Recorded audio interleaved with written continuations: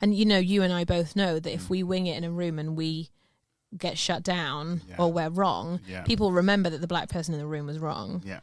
In a way that your whiteness doesn't get associated with, or your maleness, doesn't get associated with your wrong opinion. Yeah.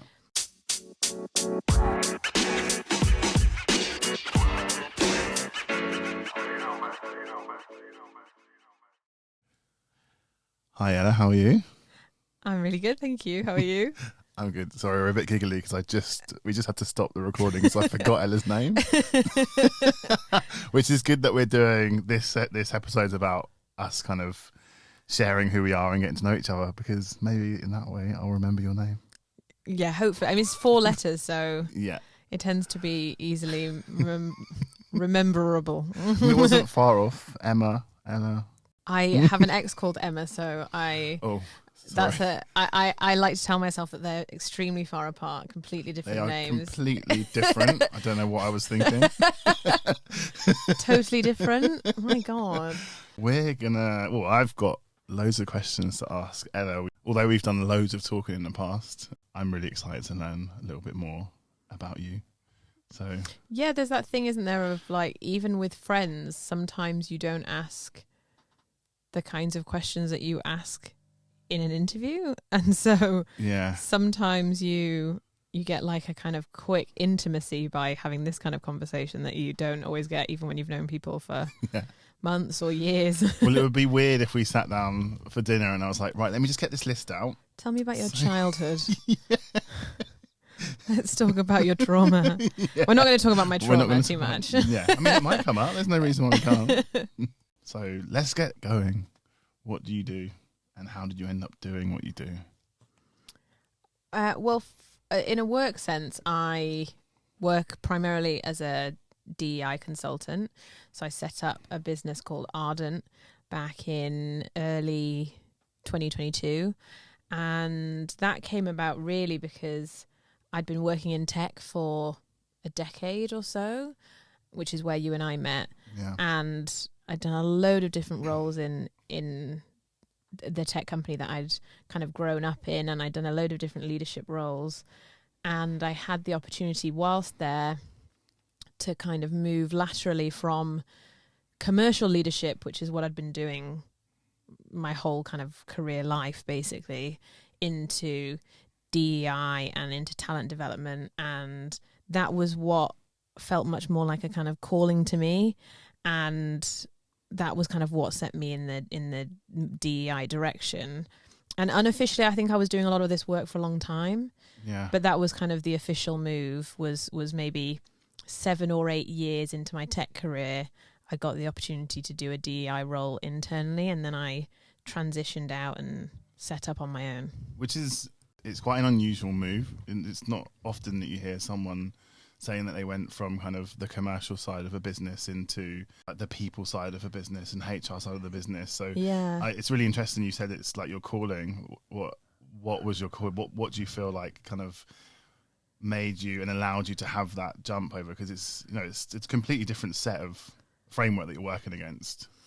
Well, first of all, I should probably clarify that I think my belief in a way is that we can have multiple callings. Yeah. And I've learnt that almost as a grown-up, which I think you don't, as a child, you think, I need to decide what my ultimate calling is going to be. Well, everything's set up that way, right? It's like you need to decide now what GCSEs you want to do, because that's going to be... That's going to shape your life forever, so don't fuck it up. Yeah, your SATs. Yeah. So I think that's true, that you can have multiple careers and multiple callings. Yeah. But also, I think it's kind of a shame that kind of transition is unusual.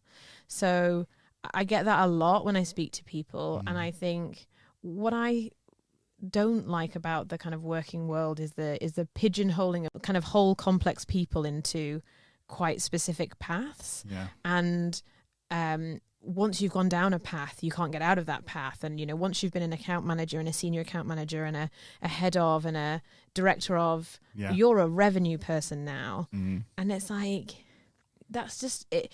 It doesn't encapsulate that whole person, and it also doesn't encapsulate all of the skills that they have. And so I'm a big believer in the transferable skill.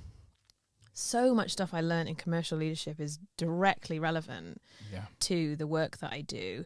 And actually, I also think that having a commercial lens should be something that we have more in people teams, because there's a danger that those teams can be seen as not connected to the like commerciality of a business. So I do actually think there's a lot of crossover, but on paper they seem vastly different. Yeah. And I never actually saw myself very much as a salesperson, a sales leader. All of the people who mentored me in those roles are going to be like, what the fuck are you talking about? But it never felt like a me thing. I thought I was good at it in a certain way at a certain stage of a company. Yeah. And I was really good at developing people, and I was really good at thinking about strategy. I was really good at certain elements of it. Yeah. But I wasn't like a hit the phones, numbers, slamming the phones, like kind of traditional sales person anyway. Like cutthroat. No, sales have dipped. You're out. And I wasn't ever very good at being motivated by the competitiveness of it. Yeah. You know, my ex-boss used to be like, I was leading the UK sales team, and it was a kind of sales, account management, customer success. He would say stuff to me sometimes to try and motivate me of like, you know, Australia's overtaken you on this thing. And I'd be like, I don't care. Yeah. You know, it doesn't motivate me at all. Yeah. Are we doing all the things that we need to be doing? Like, are we doing as well as we should be doing? Like, I'm in competition with myself, and I do want to be the best, but it's not really I was never motivated by that stuff. And so I think I thrived in certain aspects of it at certain stages with certain managers. Yeah. And sometimes I was really turned off by that career. I definitely got to a point at a kind of director level where I looked up and the next roll up would have been CRO. And I just thought, I don't really want to do that job, you know? Yeah. So I was lucky. I got a lucky escape. But also, I guess it's a part of, it's all a part of the reason why you're doing so well at what you do now. You're so good at what you do now. I'm sure you've taken, like you said, a lot of the learnings have been from those formative parts of your career in the commercial side of the business. Yeah, I mean, I think I was very lucky, and this wasn't specific to the commercial side of the business at the time, but I worked in an early stage startup where we were really impressive. That's not me kind of tooting our horn in a way. We were really impressive, and in not just in the kind of growth we were doing, but in the culture we had, in the processes we had, in the documentation we had. And I knew that because I talked to other people. Yeah. And so a lot of things I saw as a given weren't a given in a lot of people's workplaces. And, you know, I speak to friends now who, most of whom have exited that business long ago. And they're like, oh, yeah, I still use that model we came up with, 6 years ago. That's still the best thing I've ever. That's so satisfying. Yeah. And so I was lucky that those formative years, I got so much structured investment in what does good look like. Talking of formative years, like, we were to go back, and this isn't going to be like a question from RuPaul's Drag Race. Now imagining, here's a picture of little Ella. What would you say? I absolutely hate that segment of RuPaul's Drag Race, by the way. So contrived. Anyway, tell me about what it was like to be young Ella. And I won't bring a picture up. Okay. It's an interesting question because I had, I suppose, a fairly unusual childhood in some senses. Certainly not a 2.4 kids and kind of good jobs and that kind of childhood. So I grew up in Leeds. My mum is Afro-Caribbean, so both her parents came from Jamaica. My dad is white, British. And so I'm from a mixed race household, which was kind of rare, in the early 90s, late 80s, early 90s. I certainly didn't know many people who came from mixed race households, and certainly not with black mums. That was a very unusual thing. And my parents were together until I was about 9, and they both kind of did different jobs, and my dad was starting various businesses, and some of them succeeded and some of them failed. And at one point he had a vintage football shirt company. Very specific. Yeah, you can still buy the football shirts now. I think online they were like, anyway, he sold them to Topshop.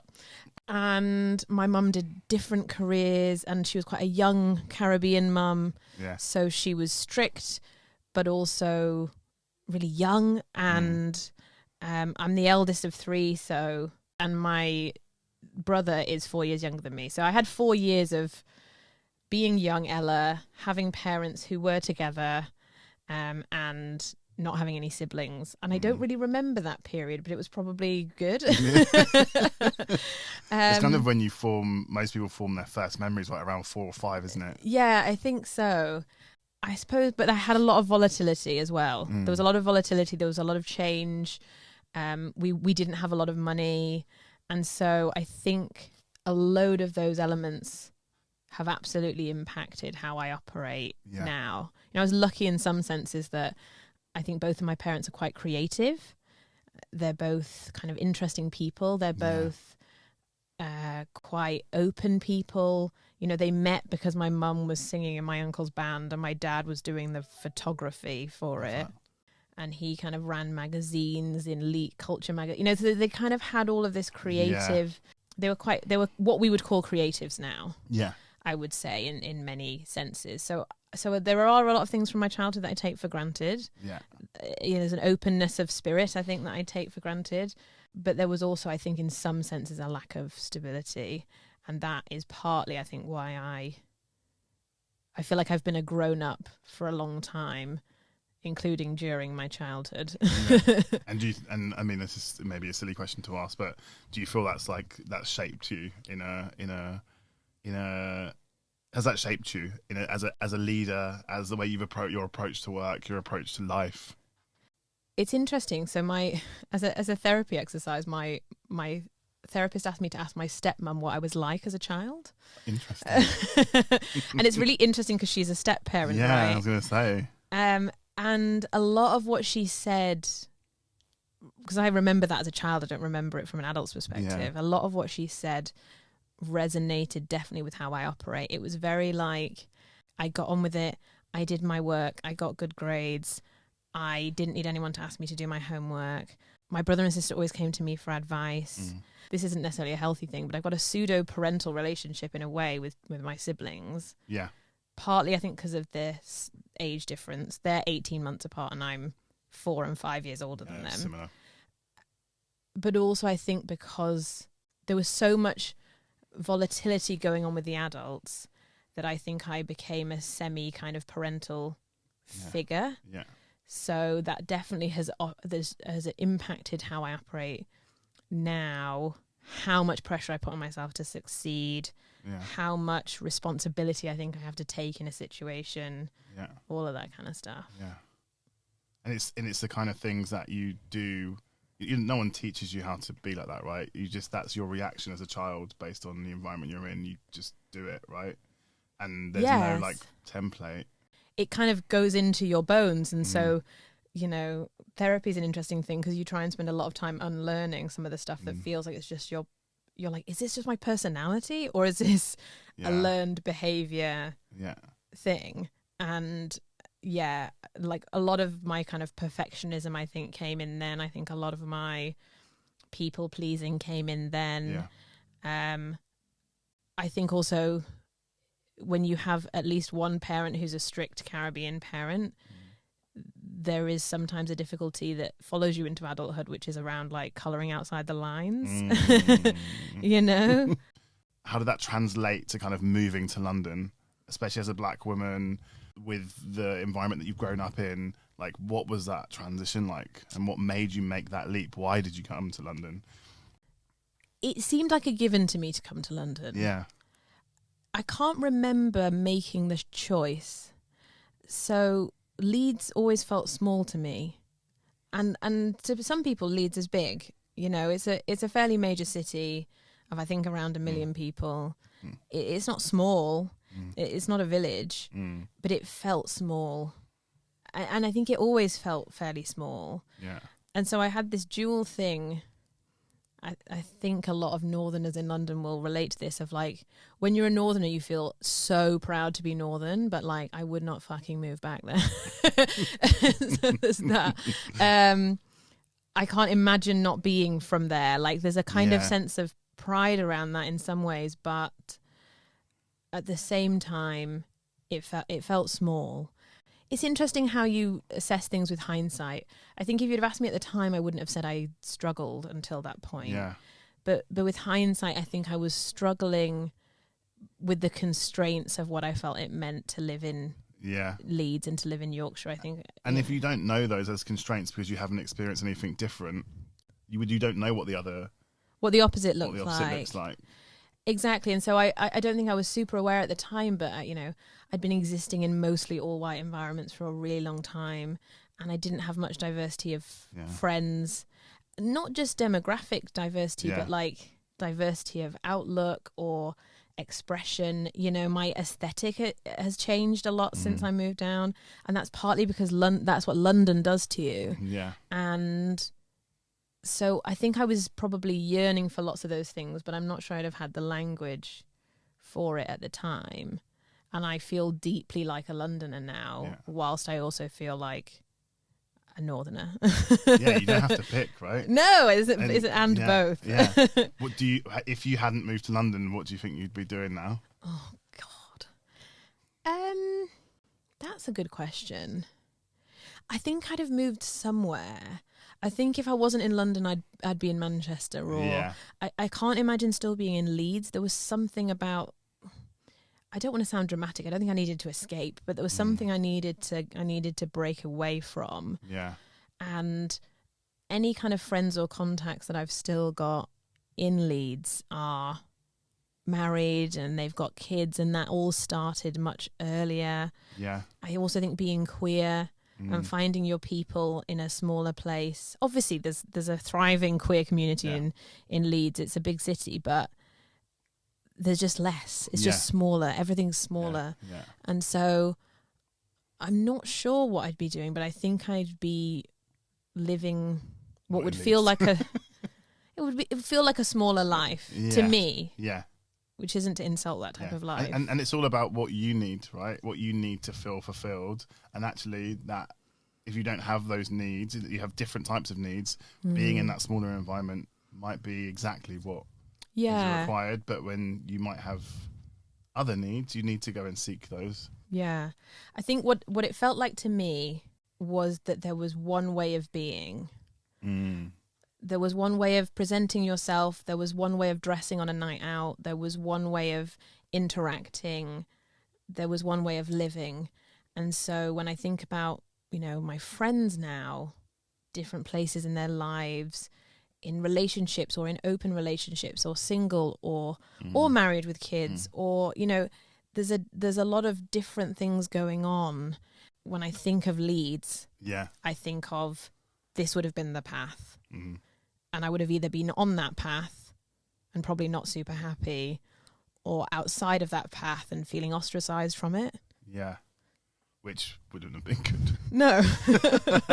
Thank you for your own sake for coming here. The single drunk girl at the baby showers. That's the problematic auntie. Yeah, exactly. So you moved to London, you obviously start working. What was the biggest reality check in the world of work for you? So I think there were two.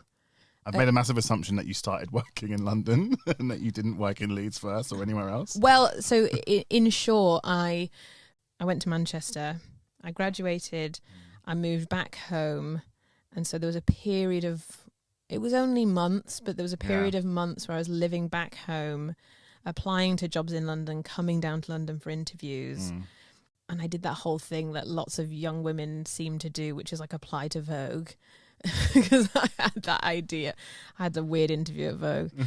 And I was lucky that I actually had a kind of on-off job during uni that was working in the customer support team. It was like at my dad's company, which sounds really spoiled, but it was in the support team which was led by a guy called Olivier. And I'd done that on and off through university when he needed extra help with support tickets and stuff. And he basically was like, well, move to London and why don't you do the support thing for us from there? You can do it virtually, which was a pretty big deal at the time. Yeah. And so I could kind of move to London and be insanely skint, but move to London with a sort of job and still try and look for jobs. Yeah. And so that's what I did. And the first realization was how tough it was. You know, I graduated in 2011 and moved to London in 2012, and that particular period was rough. Yeah. I mean, this period now is rough. Yeah. That was just after the economic issues, yeah. right? Yeah, because when I went into uni, that was a harsh time to be coming out. It was a harsh time, and we're both quite academic in some senses, and I'd graduated with a first, and I'd done history, and I'd done this path of academic success as far as I could take it, and I came down to London, and I was like, oh, I can't get a job. I can't get a marketing job. I can't get a sales job. I can't get I can't get any job, and all the jobs need experience, even the entry level jobs, and I don't have that experience. And so the first reality check was like, I followed this academic path that I was told to follow, and I was told would open all of these doors for me, and it didn't, and I just kind of had to try and get a job that remotely excited me, and I eventually did, but it was pretty rough. It was a pretty rough period I applied to hundreds of jobs, and I probably did 5 interviews in total. Like, it was rough. Yeah. So that was the first big self-esteem hit, I think. And then the job that I got I was lucky, and I was in tech, and there was all of this agility to it, and it was great. But that was the first thing. And then I think my second big realization in the working world was later on, when obviously you're in a tech company, you're scaling, you go from 2 people to 10 people, which feels huge, and then you go from 10 to 50, which feels huge, and all of these things feel huge.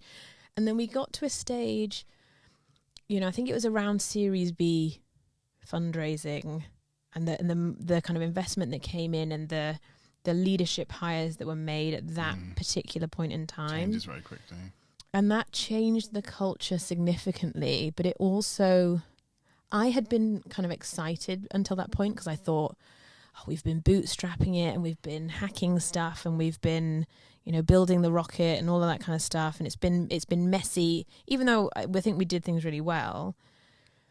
And then I kind of had this idea that the grown-ups will come in, and I'm going to learn so much from them, and I'm going to get so much from their expertise. And as we get bigger, we're going to get more impressive. And I think that actually my second realization was that bigger can mean less impressive. Yeah, and less risk, more risk averse. More risk averse, more bureaucracy. Yeah. And I think a lot of companies go through this, you can bring in talent that might be impressive in a certain context, but isn't the right talent for your company. So, this person's worked at Microsoft, or this person's worked at eBay, or is that the right person for us where we're at now? And are they going to do what's needed in terms of rolling their sleeves up for this stage of our journey? And I think it's really, really possible to make poor hiring decisions, and to really inadvertently put a sledgehammer to a lot of your culture that you've built until that point. So I think that second realization was bigger isn't necessarily better. Yeah. When it comes to people's experience, or do you just mean in general? I think in general, I think I've gone on a bit of a journey with that, because in tech, it's bigger is better. Yeah. It's a pretty binary thing. Also, as I've embarked upon my own career outside of that, I have these questions of myself, how far would I want to scale my business, and would I want to raise investment in order to scale? And also, I think there are ways to do that really well, by the way. I don't think it's automatically not good, but I think that it's very rarely done well. Yeah. Do you think that's because there's such an emphasis of scale representing size, representing how quickly you're scaling, and that kind of relationship to revenue rather than profit sometimes? and that if you're scaling, you're doing something right. There's loads of documented companies that haven't gone crazy in terms of growing in size and have achieved so much. Yeah, I mean, I think there's a bit of a evolving school of thought on this that is kind of questioning that. So, you know, there's $1 billion companies now that have less than 100 employees. And how do you do that? And what does that look like? And the approach is very different than hire quickly, fire quickly. But yeah, I think the early period when I was, 2012 to 2016, 2017, it did feel like the whole kind of ethos, the whole model was like, how fast can you run? How quickly can you do everything? And how big can it be? And I think so many of those things were great in terms of shaping my ambition. And frankly, when a company has money, it can do more stuff. Like some of the exciting things that I did were because we were making money and because we were growing so much. We used to have a sales get together offsite every 6 months that was in LA. That was great. What? It's the same company we both worked at. I know. I used to say that to people. Later on, and they'd be like, "What?" And I was like, "Because we were shit hot at the time."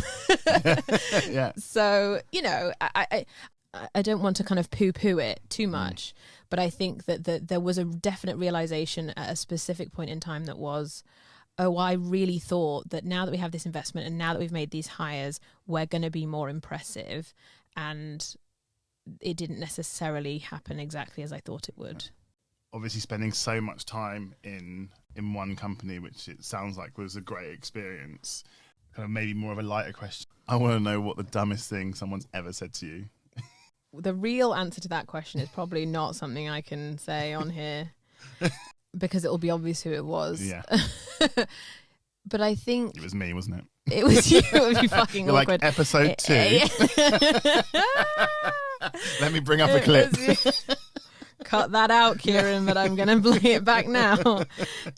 There are lots of contenders for this. I think that... Sorry, I love how formal you just said that. There are lots of contenders. No, there are this lots of contenders award. for this. I think as a kind of overarching statement, when I think of people saying something dumb, things that I find dumb are like uninformed opinions, basically. Yeah. That's what I find dumb. If people don't have a huge amount of knowledge on a topic, or they're not super academic, or that's different. Yeah. I don't tend to I wouldn't ever categorize that as stupid. Yeah. What I struggle with, I think, is the combination of uninformed and supremely confident. Yeah. It's that little cocktail that I'm like, why are you saying this with your whole chest and you are so loud and so wrong? Yeah. To be clear, that is exactly my definition of dumb. Yeah. I've talked about this with my coach, because when we first started working together, I used to say a lot of things like dumb and silly, and the language that I was using could be confused with something less descriptive.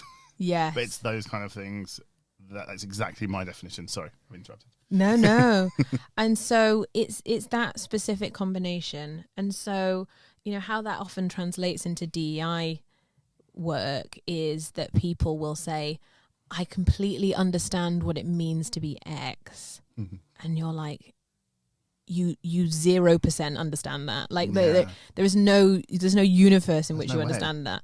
And so that kind of thing, or like, I really, really feel strongly about this thing, and as soon as we start to pull that apart, I had someone say to me, we were talking about a topic, we were talking about a DEI topic. Yeah. And I tried to play back to them what they were saying throughout, and I said, it sounds like maybe you don't feel super strongly about this, but XYZ. And they were like, no, I feel very strongly about it. And the reason I had said that was because they had just said, I don't know anything about this. So I was like, so wait, okay. I was like, so you do feel very strongly about it, but you've also just said you know very little about it. And they were like, yeah, I suppose you're right, actually, yeah. And I was just like, how can you feel so strongly about this thing that you don't know about? Like blissful ignorance. It's kind of like, I think sometimes it's an identity thing. In this case, this person, I think, identified with a certain mindset and a certain stance on something. Yeah. That was part of their identity. They didn't actually know much about the facts of the thing we were talking about. And that I find difficult to contend with, because as somebody who almost feels like I need to over prepare for anything, I'm constantly like, do I know enough about this to speak on it? Yeah. Do I know enough about this topic to speak on it? And often I know more than most people because I've done lots of research on it. Yeah. And so it's like absolutely baffling to me when people are like loudly wrong. Yeah. And kind of arrogant about it. How do you feel about kind of the idea of people winging it, that term, and when you see that play out, especially with things like this, right? It's tricky because I think winging it is a privilege. Yeah. So all things being equal, we should be able to wing things to a degree. We should be able to make mistakes. We should be able to fail. I kind of firmly believe in all of those things. But I think that certain people, as things stand, certain people are given room to fail and certain people aren't. And so I think some of the language and some of the advice around this is often really misguided. You know, people who've gotten heat for that, for instance, are like Sheryl Sandberg, because like a lot of black women were like, I can't fucking lean in. You know, I can't behave that way. You're speaking to a certain type of audience, and that's privileged executive level white women. And so that's okay, but that's not universal. Yeah. That's not a universal experience. Let's not acknowledge that there's different. It's not monolithic, right? There's different experiences within a group, or within whatever. Yeah, and you and I both know that if we wing it in a room and we get shut down or we're wrong, people remember that the black person in the room was wrong. Yeah. You know, in a way that your whiteness doesn't get associated with, or your maleness, doesn't get associated with your wrong opinion. Yeah. So I'm not a person who wings it. I'm aware that that's partly because I don't have that luxury, and I don't feel like I've ever had that luxury, and I've always felt the pressure to be impressive, the pressure to know what I'm talking about, all of that stuff. Does that mean to say I don't think we should be able to? I think there should be more space to do that. Yeah. And what impact does needing to feel like you're that prepared have on experience so far in the workplace to this point? It has a significant impact. Yeah, I think on the one hand, it's exhausting, right? Like it's exhausting to be constantly. I kind of don't know what it feels like not to put pressure on myself. Like I couldn't tell you how that feels. It sounds like kind of ridiculous, but okay. and that feeling that is a bottomless pit in a way, because I'm never doing enough. I should be doing more marketing. I should be doing more blogging. I should be focusing on getting more clients. I should be reading up on this topic. Why aren't I as good as this person? They do really great posts. Why can't I do this and that? It's like, it's a kind of never ending cycle. Yeah. And I objectively know it's not great to overwork. I know that, in teams I've led, that's not what I expect of other people. Yeah. I know that's not where creativity comes from. I kind of know that that's true. And also I have a real inbuilt constant pressure and fear that if I take my foot off that pressure, everything will fall apart and I'll never do any work again. Like there's a very binary, if I stop pressuring myself, I'll become... It's like the extreme. I'll just no coasting. There's no coasting. It's like on the streets. No, I will be on the lose street. Everything. Yeah. Lost your mind. Don't know what's going on in the world. Yeah, I'll just kind of melt into a puddle. Yeah, and that will be it. And the layers and the intersectionality that you have, and does that add to that? Absolutely, it's a combination of many layered life experiences. Some of the things from my childhood that we spoke about have impacted that. My kind of heritage has impacted that. My status as the eldest sibling has impacted that.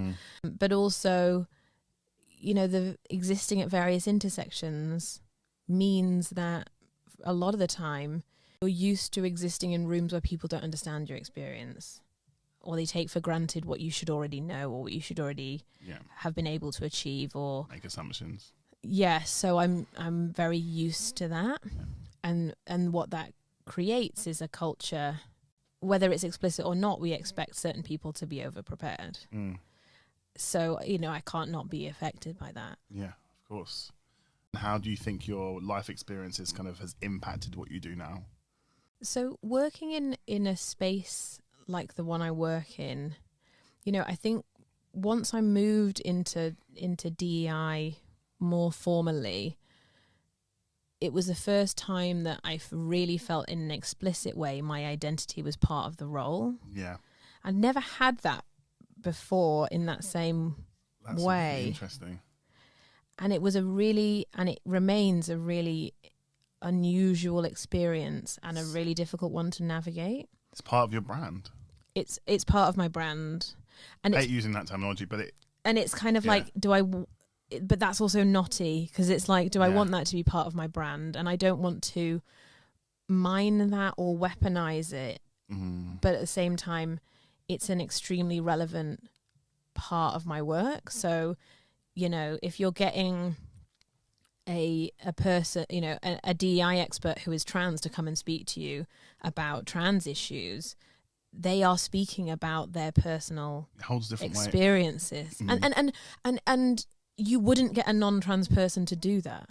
If somebody asked me to do that, if I got that request in my inbox, I would refuse it. Yeah. Because unless we can reframe that presentation or discussion around, let's say, allyship, I'm not the person to speak on that. Yeah.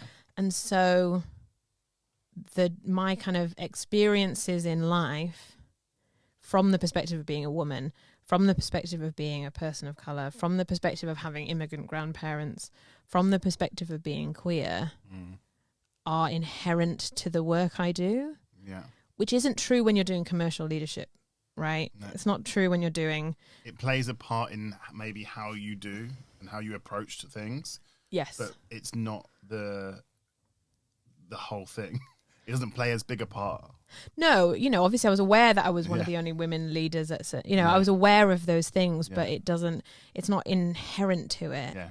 And so that's a really difficult thing to navigate, because you have to work out to what extent you want to give yourself to it. Yeah. I tend to lean towards more vulnerability and more sharing of my story when I prepare content, for instance. And that has an emotional toll. Yeah. But also, you can get used, So I was aware when I was doing an internal role that it looked good for the company. Tokenism. That I was queer and I was a woman and I was black and I was at a certain level of seniority, and I was aware of that. And I don't think it was cynically manipulated or used. I didn't feel like that, but I definitely felt like it was convenient. Yeah. And there is a real risk that you can be the mouthpiece or the face on the brochure for things that you don't necessarily feel comfortable. So do you think it's about being misused? Like, so I can speak to how that was for me joining the company you both work for. And I didn't make any assumptions, but when you told me that you were queer, that I hadn't been told that. You told me that, but I feel like in that sense, maybe because it was coming from you, that was a really big thing for me. And I think because of the role I was also doing. Because of the role you were also doing, it meant it did mean a lot. And I think what can happen is when people that don't understand the power that holds, they don't value the power that it holds, they can misuse it for their own gain, and it's not actually for what it's meant. What you should be using it for. Does that make sense? Yes, they can use it for their own gain, but they also don't fully value it. Exactly. So they're doing it. It's throwaway for them because they don't value it. They don't understand the impact it has of getting that wrong. So I think that in that case, I don't think certain people, not all people, but certain people in like the exec team didn't get that and didn't understand the value and the power of having someone, a black queer woman in that position, where a lot of the time, at best it will be a black woman, maybe a lot of the time it'll be a white woman, sometimes it'll be a white man, and what it means, the power that holds for people in the organization in terms of just knowing that fact before we've done anything else, just knowing that fact. But then also, it's complicated. It's complicated.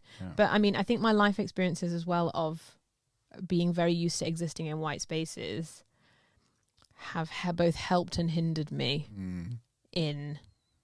Tell me more about what you mean by that. So I've benefited from a lot of privilege in many aspects. You know, academically, you know, I went to private school. I got scholarships. I went to private schools, and that, you know, that has a huge knock-on effect on loads of other things. I'm light-skinned.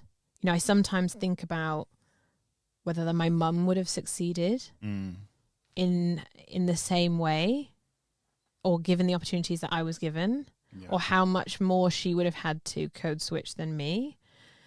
And so there's those elements, those complicated elements to your experience. But I mean, in short, I one side of my family's white, one side of my family's black. I was used to spending time with just white people. You know, I didn't come from I know that you've had a different experience, for instance, of having quite a blended mixed race family. Mine was kind of like two halves. And then once I went to private school, you know, there was like hardly any black people or Asian people. A few more Asian people when I went to high school, because I went to high school in Bradford, but like I was used to being in very homogenous spaces, and I think that helped me in the workplace because I was used to interacting with majority white people. I knew how to communicate with them. Built those skills. It was like a skill that I had already built. Yeah. And at the same time, I think when it comes to DEI work, you know, I've had conversations with black friends who have grown up more in black spaces. I think we spoke about this a little bit in one of the episodes of there's a congruence that people have sometimes when they're used to being able to just be themselves and not code switch. Yeah. Which I struggle with. And that kind of congruence is important for my role. I do need to be able to speak clearly truth to power. Yeah. And I have to unlearn some of the ways in which I automatically, subconsciously kind of soften. Yeah. Yeah.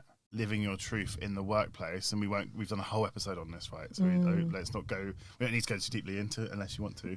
But in terms of kind of, you've talked about the fact that who you are is a really big part now of your business, and and how do you live your truth now because of how intertwined you are to what you do?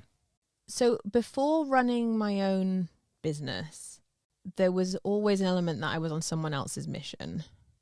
And I think as soon as you start doing your own work, you have to make decisions around, what do I want my brand to look like? What do I want to speak about? Like, what kind of thought leadership topics do I want to... So I think that's a really positive element of that has been I've had to really think very consciously about my personal brand beyond, you know, what my CV says. Yeah. Like, what am I putting out in the world? Yeah. And also with any other company, you can be like, I want my brand to be fresh, cool and funky. But, but when it needs to be kind of genuine to a point, a reflection of who you are and, you know, how you're going to show up in that space, it's a completely different ball game. Yes, exactly. And I was thinking about this idea of living your truth. You know, I also, a little bit like the thing I said about careers earlier, there are lots of different ways to do that. And I think over the years, I've softened my sense of like work Ella and personal Ella. And now it's more... Mega Ella. Best of both worlds.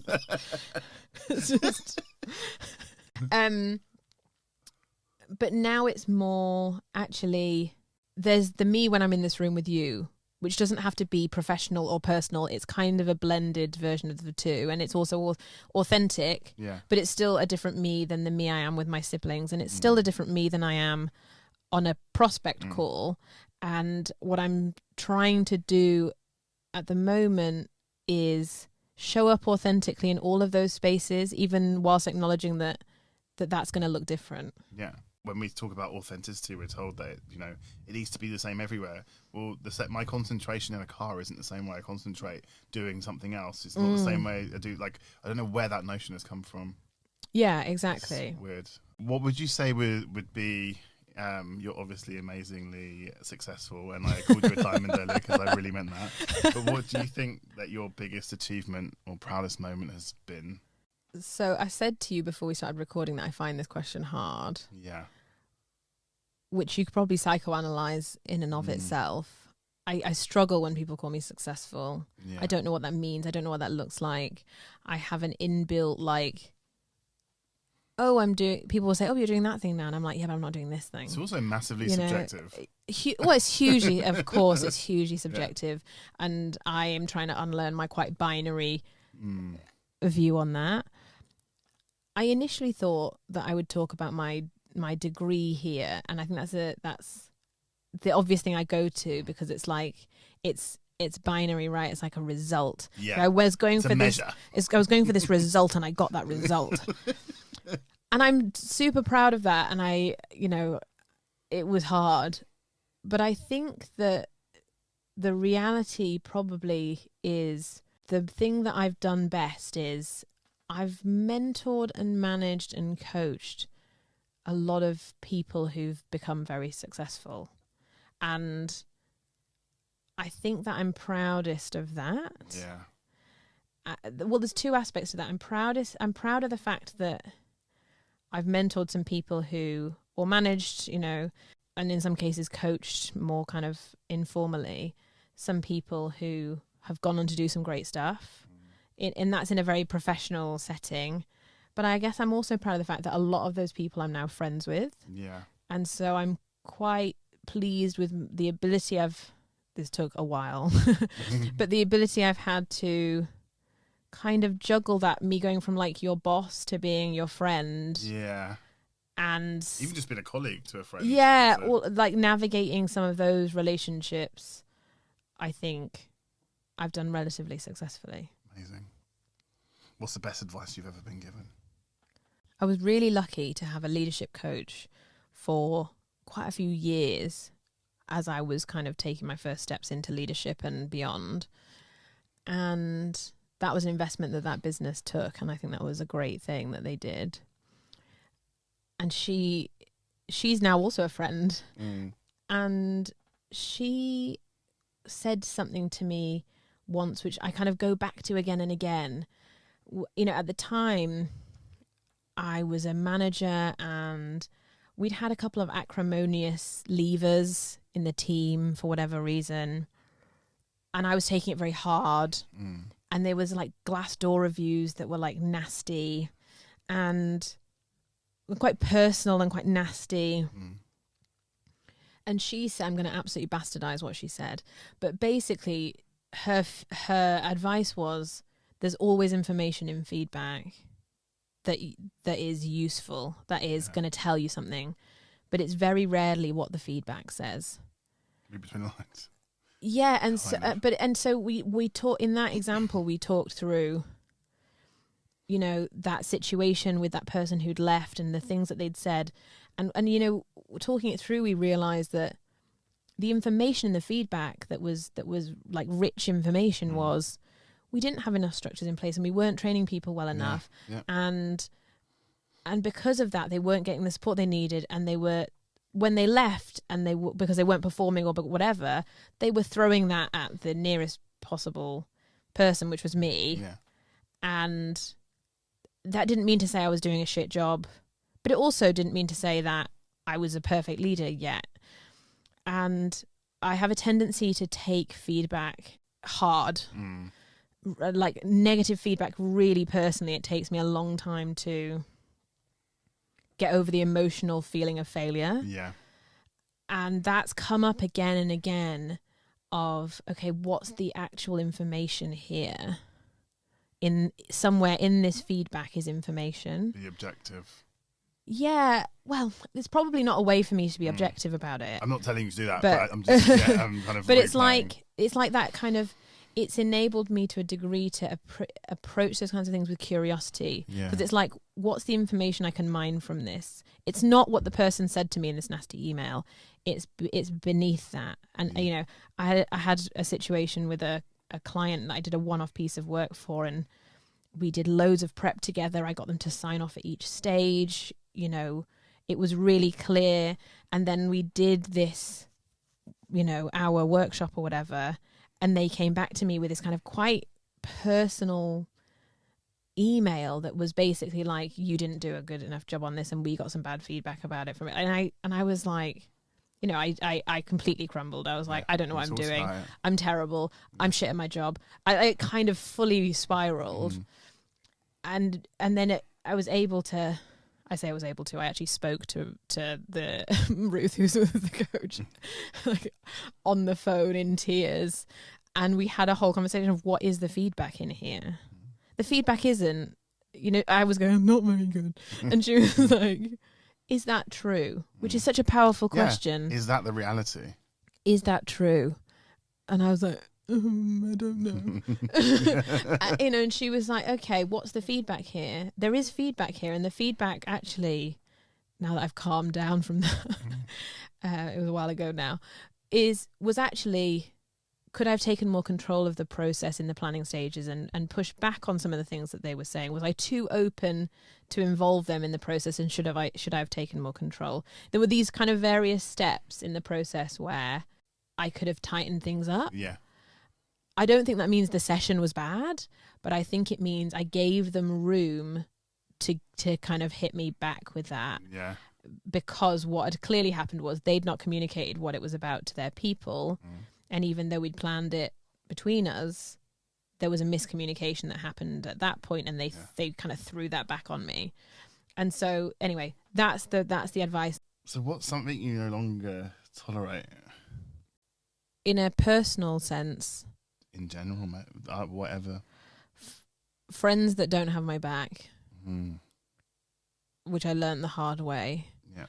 And I used to think that losing friends was a bad thing and I should hold on to them as much as possible, and had lots of ideas about wanting to have friends that I'd been friends with since I was a kid, and like all of that kind of stuff. And I think now I'm pretty good at being pretty boundaried about who's in my life. You learn through certain situations when people have your back and don't, and so I just don't tolerate that anymore. Yeah. Something you would love to do more of? I mean, the answer to this is always creative expression. I used to do a lot of art. I used to kind of draw and paint a lot, and I don't anymore. And there's a whole thing around this that I find hard, and it's around the perfectionism, and it's around the I'm not going to be good at it anymore, so I'm not going to do it, and whatever. But I think also it's easy to lie to yourself about how much time you have and say, I really don't have time for that. I'm super busy. I'm busy with very important things, and that's not a thing I should make time for. And so, you know, if I won the lottery tomorrow, that's a thing I would pursue more, I think. The last two questions. Why did you decide to do the podcast in Polite Company? Well, I think there was a series of, as you know, conversations that happened before as we were deciding to do this. But my aim really was to have an outlet that felt like we could talk about important things that other people might find interesting or important, or that might help them in a setting that didn't feel overly stiff or overly kind of professionalized. And so that was part of the aim. And I think from a selfish perspective, I wanted to hone my ability to talk about things in an authentic way that didn't require me to like code switch or to not say what I really meant. And so it's been a really good exercise for me in being able to send things out to clients, send episodes out to clients, but I'm speaking to you in a way that I wouldn't necessarily speak to really those clients in that way. It's really interesting that you've incorporated it into the way that you're sending that to clients and kind of giving them a peek into what these types of conversations are like. For me, it sounds like it's quite empowering in a sense of like, I don't have to explain this to you. Why don't you listen? Why don't you like kind of listen in. Yeah, and Which I'm one and actually, it's more powerful for me to not argue with you about this topic, but to send you my conversation with Kieron about it, because I probably am my most eloquent in this setting because I'm not thinking about how I need to sound or whether or not I'm challenging them in the right way or whether or not they think I'm calling them a bigot or whatever. I can just kind of send them something that represents my authentic thoughts. And last question, what have you learnt about yourself during this season? I've learned, I think, that I'm more eloquent than I think I am in the moment. I think I sound better when I listen back than how I feel now. Yeah. In the moment, I'm like, God, I sound stupid. and then when I listen back, I think, actually, I made a quite good point there. I sound quite good. So I think that's been a good learning of when I do presentations or I do any kind of speaking, I can be quite in my own head about how I sound. And the reality is probably that I sound better than I think I sound. It's been so nice to speak to you in this way. Yes. You've now got to do it to me. But thank you so much for sharing all of that and being so honest and open. And I've appreciated that throughout this whole kind of process and season. So thank you. Pleasure. Thank you.